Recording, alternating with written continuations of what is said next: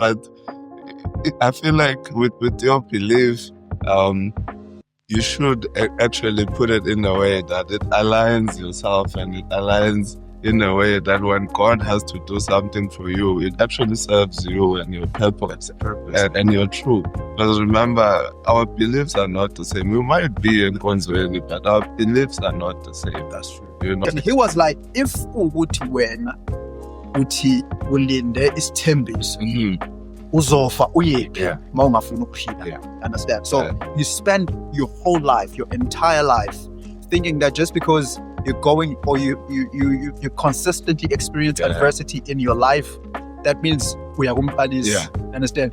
Uzofika kusithembiso. Understand? And that's a very terrible way to look at life, to look at everything and call and stuff, because now uNkulunkulu simenza lo muntu lo angasiyena. Welcome to another one of the coolest episodes. Intellectual intimacy, half curious minds, safe thinkers, and anyone striving to grow intellectually and emotionally. My name is Tutuwo, and today I'm here to offer it. I have a very first guest on the show. I don't know if the guy needs introduction. You see. No. Who he is, but no. Okay. So this is Mr. Mteto Nyambos. Protocol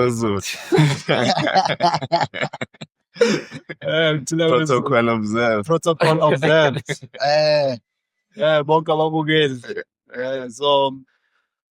So today's episode is gonna be as organic as it comes. Yeah.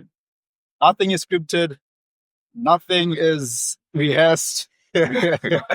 So we're just gonna be having a conversation. I don't know, whatever comes to mind. We're just gonna be speaking about it and delving deeper into the conversation. So I hope you enjoy the conversation, and this is episode 4.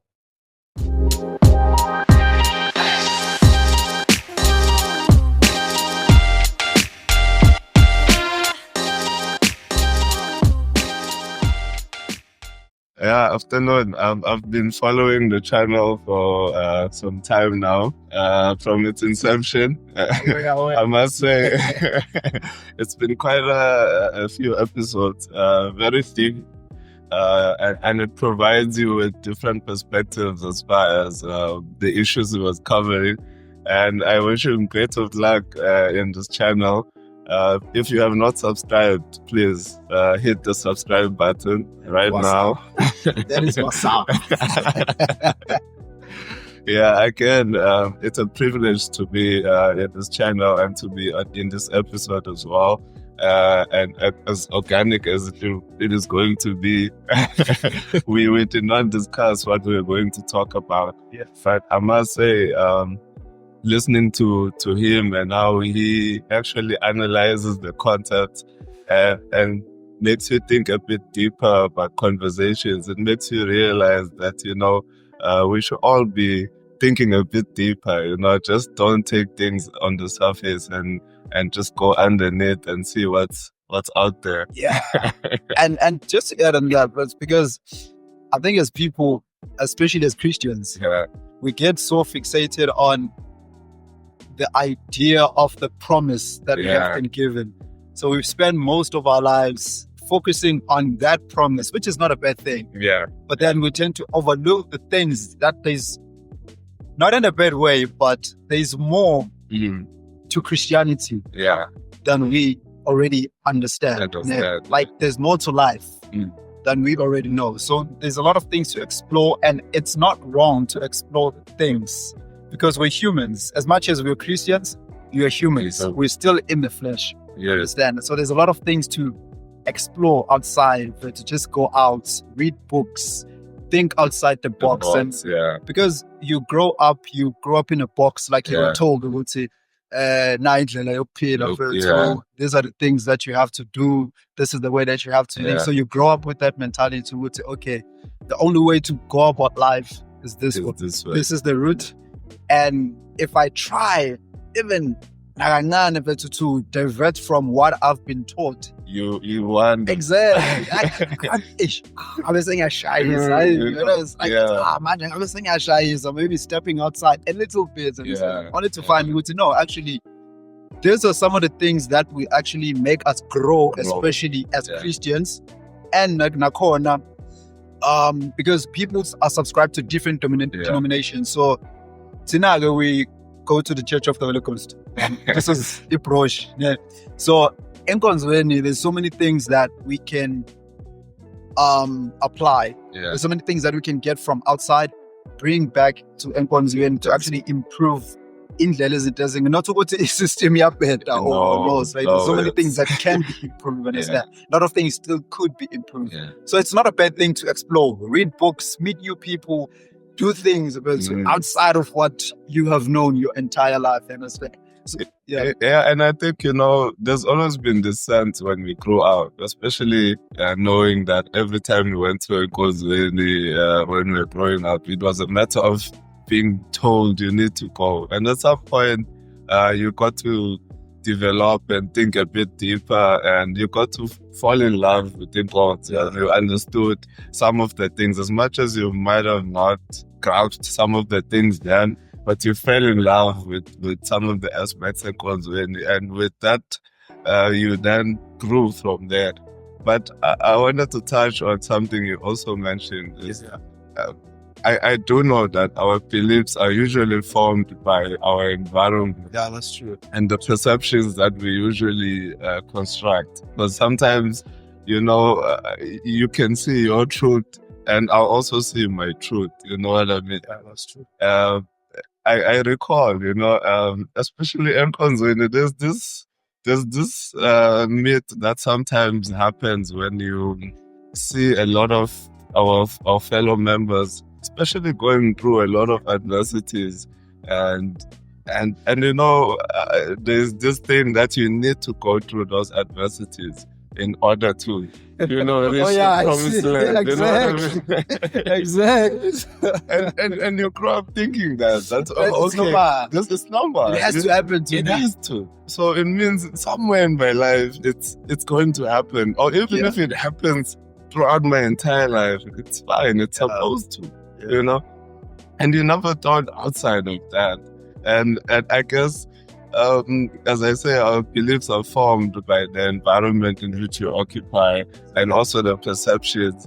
And also now, remember, your beliefs, they bring you into a box, where now you are thinking inside the box. Because in your mind, you might think, okay, I need to go through this in order for me to reach the promised land, because if I don't go through this, then that means I didn't go through the right way. You know what I mean? So it's very interesting. It's very interesting. And also that now, because we know this is what we have to go through in order for me to get there. We spend so much time focusing on that thing. We spend so much time. Like, if it happens to me, I get comfortable with it. You see, okay, this is happening. Then, okay, it means I'm on the right path. I understand. So we tend to, there's I was driving back home, I think 2 days ago, I was listening to a podcast, and they were speaking about attribution theory or association theory. I can't quite remember, but then it had to do with us associating certain things that happen to us to different things. So they were speaking about this theory, and the theory is like, if every negative thing that happens to us, we associate it to external things. You see? And then every positive thing that happens to us, we associate it to us. God. Okay, because I've succeeded in doing this, it was my power. It was my effort.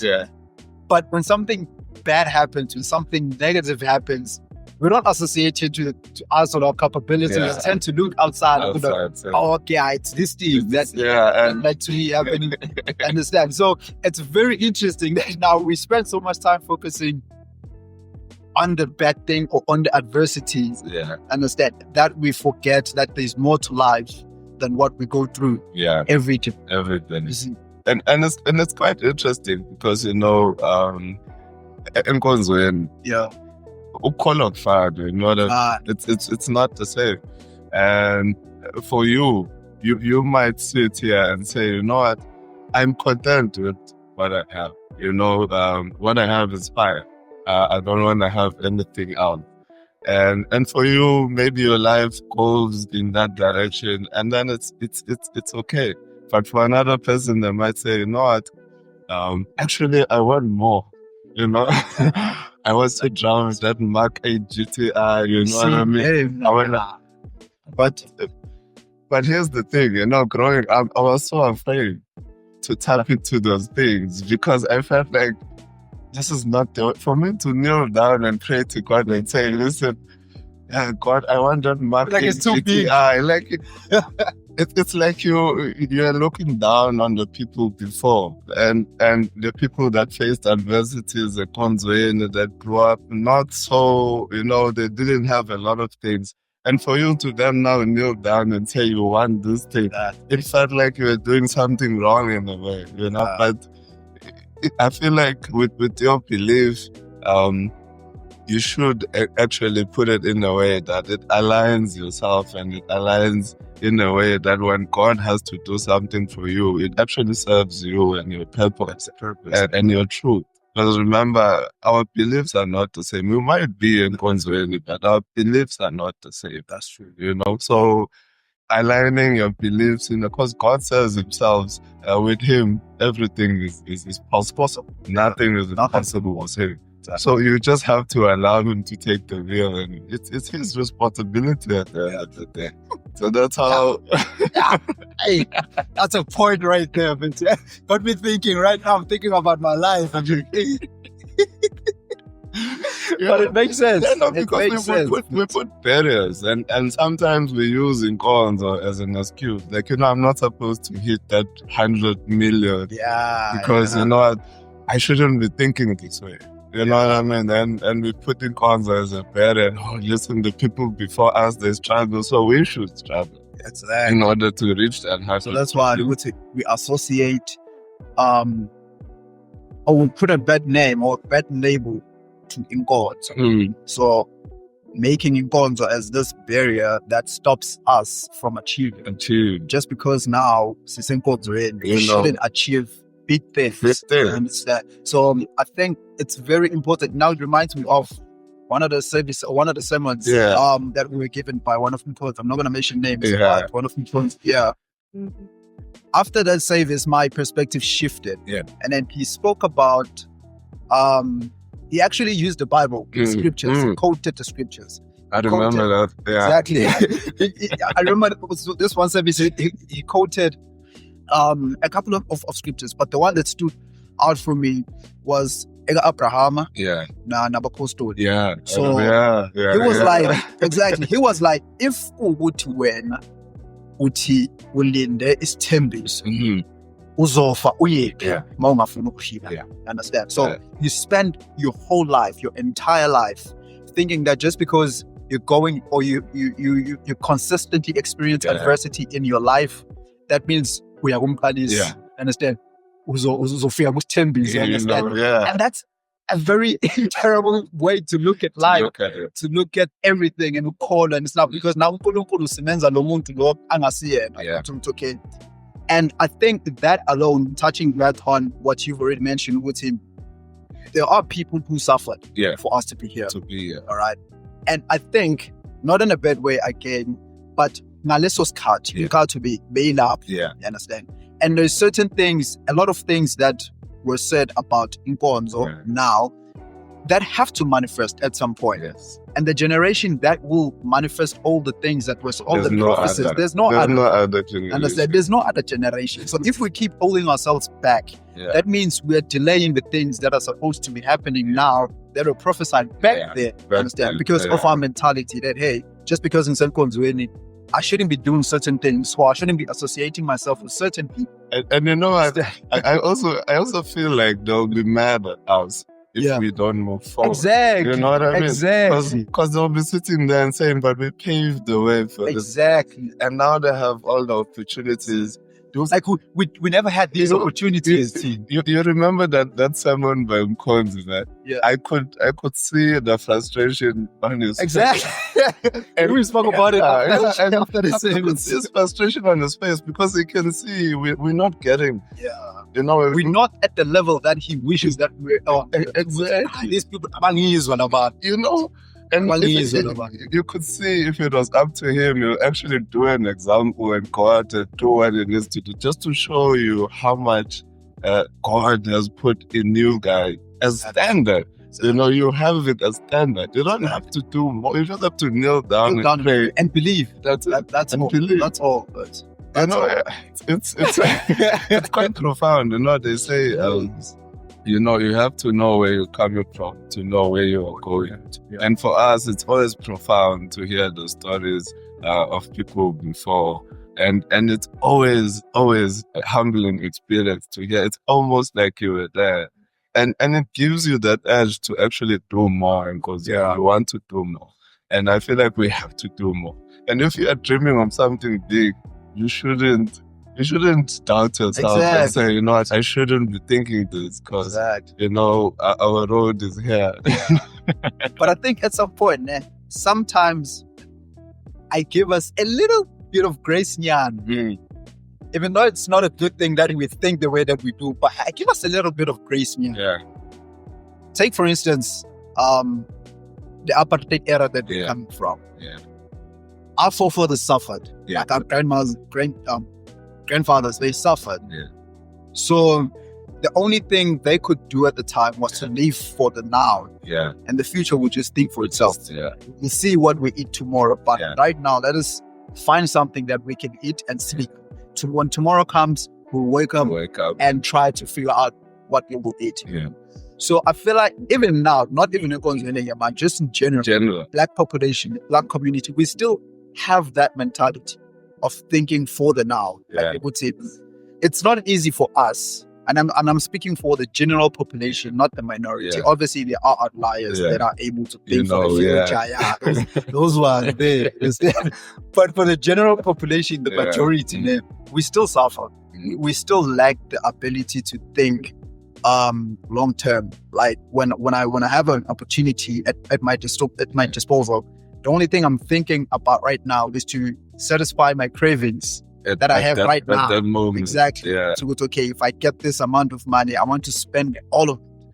So it's the little people that will think about investing. Like if maybe right now, boom, 10 million come. You understand? You still have a lot of things back home, things that you still have to count on. Yeah. Family, you still have to maybe build your parents a house. You still have to take your siblings are struggling, you understand? So we're still facing the aftermath of what happened back then. Understand? But to an extent, when I think about it, I'm like, that goes to an extent. To an extent, but we cannot use that as an excuse. Exactly. No. But it's good to acknowledge that that's where we're coming from. That's just for you. You just said, now you have to know where you're coming from in order for you to know where you go. You have to acknowledge where you are coming from. Yeah. Like, it's good. We know that we're coming from that time. Yeah. But then they fought. What's the word? I don't understand. What they fought so that we could crawl, or they crawled so that we could walk. That's it. They crawled so that we could walk. Understand that? So if we don't want to walk and we still want to get stuck in crawling, understand that? So we just quote unquote insulting in a way. But how do we then untangle those dots that seem to hold us back in terms of this now. Is one of one of the activities that will change people's perspective. We need to untangle those dots and break free from those shackles of us wanting to acknowledge it so much that it also becomes our reality. Exactly, that's the thing. You know, sometimes you can stay in something up until it becomes you and you can't come out of it. Exactly. So that it changes you.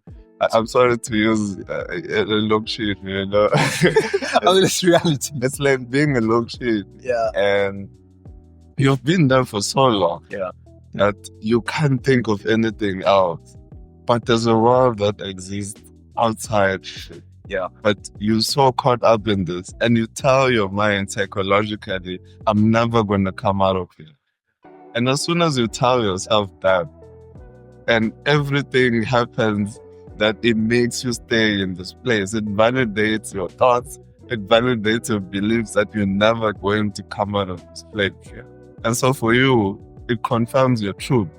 That, you know, This is all you know. This is all I know. And so I'm never going to move out of this place. Hence, we have outliers.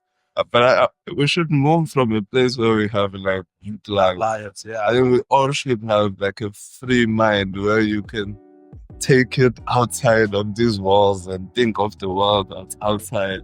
And also, it's not to say we're looking down on what our forefathers or experienced. It was a very traumatic experience. It was a very traumatic experience. But I also feel like at the same time, we've been given an opportunity to make a difference. Yeah, exactly. And we have to use this opportunity. Otherwise, I feel like they'll be mad at us. Wherever we, after this life, we will have another sitting like this. And I feel like wherever they guys doing? I feel like wherever they are, they're just looking down at us. These people will see all the resources they have. But what are they doing? What's so cool? He has this talent. I can see it, and it's not tapping into it. Exactly. But you like this thing that keeps holding me back. But why? Why? And it makes me go to that scripture, you know, when those guys were given talent, that talent, and that one guy just held on to that one, and he never did anything with it. Yeah. I feel like if we really don't do anything, we are just that's a best example. Now that I'm thinking about it, and in the context that we're in right now, like in this context, that fits perfectly. Yeah. Because they were giving him a talent. Yeah. And then Abahlagan they went and multiplied. Yeah. And when he came back, Labahlagan bazuza even more. You understand? Yeah. Bazuza even more. Yeah. So it takes me back to what you said, that as much as Sisenko Nzweni, but our beliefs are different. Yeah. Our principles are different. You understand? And also our purposes. Like a purpose and like in God. Yeah. And sometimes I feel like in the so and sometimes in exactly hold on with inkato is inkato yam is so inkata ifani. I mean it's okay to think about it like that, but then just reverse it and look at it as like your purpose. Your purpose. Understand? As much as Sisenko Nzweni, we still have a purpose in this life, because it's not like we're living in a bubble. Yeah. You understand? There's other people that who are outside of Ngondo, let's say, they're still God's people. Yeah. We still need to reach out to them. You understand? So if we always inside of this box, how are we gonna get to the people that are outside? You understand it? It's like this other team. Indaba zemito nembhalo, understand that. On Saturdays, I'm like, you bakhombisa onyambose fana kids. I want number 3 low, you're shy. Number 3, you're shy. Where's the more? I'm like, what's the point? What's the point?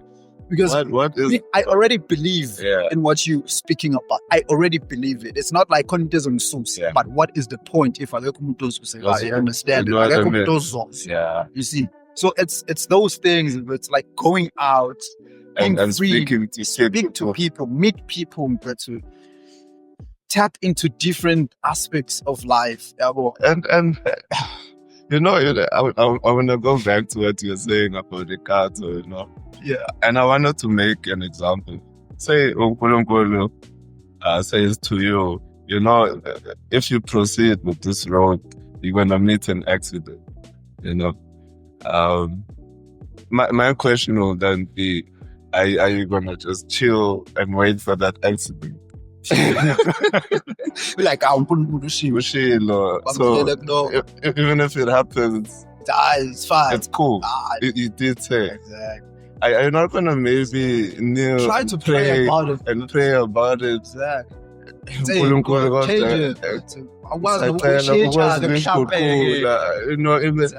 We hold on to those things so much, and we are afraid to ask Unkulunkulu, can it just change it? And then it becomes our reality, man. This very Unkulunkulu, so it has to happen. And when it happens, we're like, Unkulunkulu, it's And then, yeah, you see, and so it's that mentality with them we have that holds us back. Yeah, It holds yeah. us back. So I want to touch on something a little bit different from what we're speaking about now, but it's still in the context of the chord and everything. Ogotin, now that we do believe in God, and we know that Unkulunkulu has certain rules for us, and principles for us that we must follow, that we have to follow as Christians or as people who believe in God. Especially now coming in the context of same track, for example. There are so many people, because this is coming from, I think, the second episode that I put up on. I remember that. The second episode speaking about mock guilt and everything like that. I actually had a couple of comments coming from men, especially. So one of them was like, now, you're still young, you don't know what you're talking about. I understand. So, and now it made me think, Uguti, especially from, I wanted to ask this, and I didn't tell you that I would ask you this. So I wanted to ask you, now that we're sitting here, you have been married for a long time, way more than I have been married. And so you have quite an experience when it comes to marriage, more than I do. I've been married for a little over 2 years. You've been married for like more than 10 years. So according to you, what do you understand provision to be? You understand? Because now society says, especially for a man, if you must provide as a man, let's move money now. You struggle. I understand. We tend to struggle.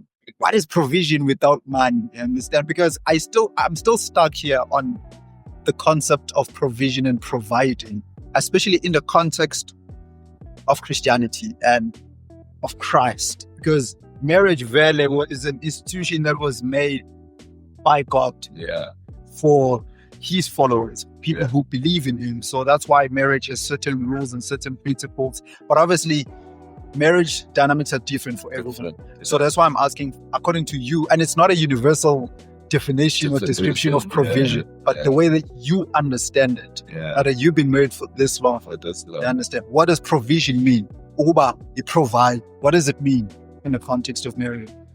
You know, firstly, the age part, I don't think you can put age into this context, man. And what I love about in God's we get married while we're so young. I mean, I still look young now. I've been exactly. I've been married for now over 10 years. It's a long time. It's a very long time. Very long time. And it's good that we touch on this topic, because I struggled a lot in my first few years of marriage. Because remember, we're coming from society. Everything's shaped by society. Everything is shaped by society. We're coming from people's perceptions of what a man should be and what a man should do in the context of marriage. And an expectation, especially from the women's side. And it's quite a deep topic, and very intimidating if you are approaching that marriage phase. But I must say, for me, and for the marriage that I have, and I must commend my wife, who I love very much.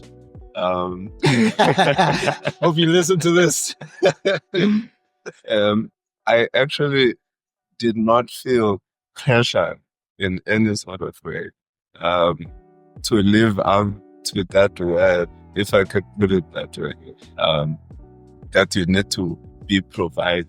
And remember, we need to take it outside of Inkonzo as well, bring it back into the real world. Because if you look at the real world now, women are going up. Women are now growing professionally. Women are academically, they're growing. Exactly. And they're in the forefront, which is great. It's absolutely amazing. It's a great thing. So my counter question would then be, so if your wife, for example, is now earning more than you, and you are living in the same household, would you still call yourself a provider in that context?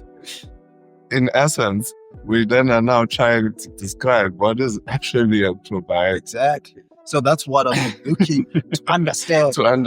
Especially in this day and age. Yeah. Back then, it made sense. Back then, because women were domesticated. Yeah. They looked after the house, did the chores. A man went out, brought money back home. But now, so we cannot be in 2025 and still hold on to the definition of provision that was used back in the 1800s. Cannot. Because society has changed. Things have changed. Exactly. So that's what I've been trying to understand. How do we then tackle the issue or the concept of provision? What is a provider? How do you become a provider as a man? Because me personally, I still believe that we can never be the same. Yeah. Man and woman can never be the same. I'm a man, she is the woman, so we can never be the same. We can be equal in terms of like opportunities and stuff like that, but equality of outcome can never be achieved because I'm a man, my wife is a woman. Yeah. It will stay that way forever. She would never transition, she would never change or anything like that. Yeah. So I'm a man, she's a woman. So now, when we look at it, there's certain ways that women feel and think. I understand, even though they will not come forward and put pressure on you, but then at the end of the day, she's a woman. I understand there's certain things that she would like to have and she would like to see. Yeah. And especially me being a man and now bringing it back to the now in the context of Christianity, what it means to be. So when I thought about it, what came into my mind is like, there's a scripture that says a man is the head of the wife, just as Christ is the head of the church. Exactly. Yeah. I see.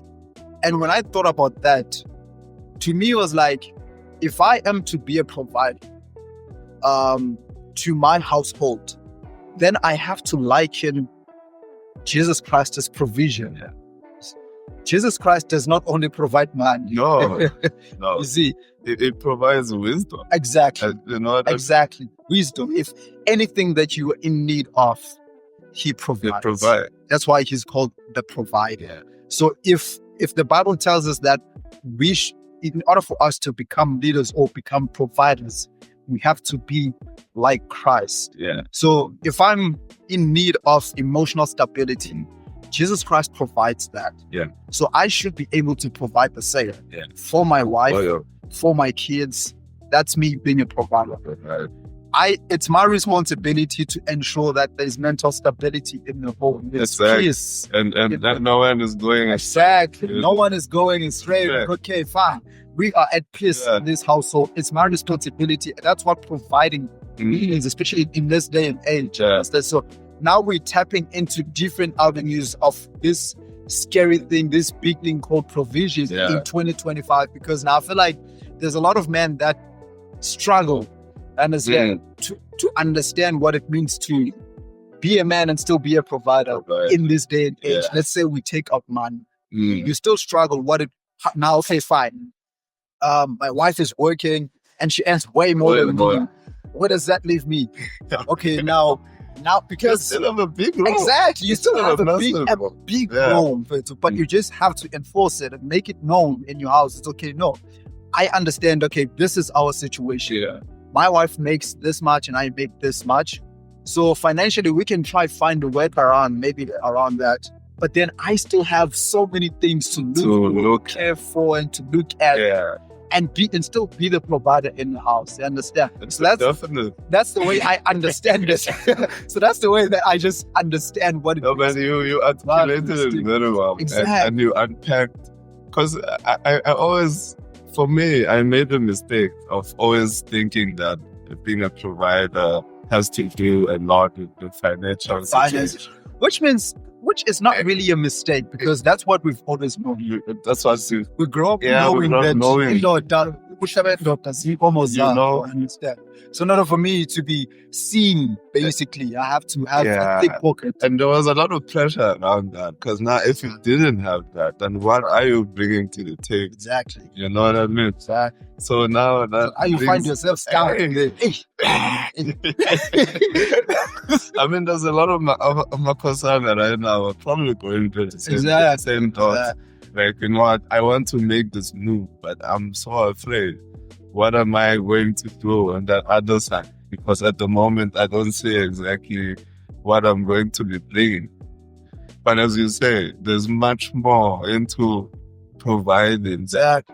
Providing financial. I mean, the wisdom of Christ. And you spoke about not gathering the ones that go astray. If you listen to God when He speaks about the 99, and going and fetching that one, and that's your responsibility. As there's supposed to be unity in the household because of you, because you are there. You know, you bring peace. You know what I mean? And that's why you are there, and that's why kids will run to you, because they know, you know what, Dad.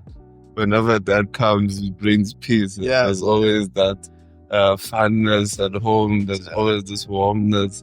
Because, man, there's pressure. There is a lot of pressure. Let's not get it mistaken. There is a lot of pressure. There's a lot of pressure. And I don't think it may sound easier than that. You understand that? It may sound easier. It may be easier to say it than actually doing it. It needs to be said, you know, because sometimes you have to suppress some of the things that you feel in order to protect the family. Because if you have to say it, everyone else will lose hope.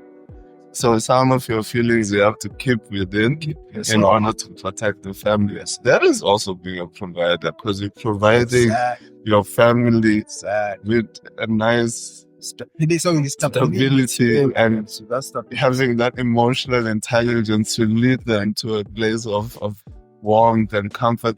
Emotional intelligence, exactly.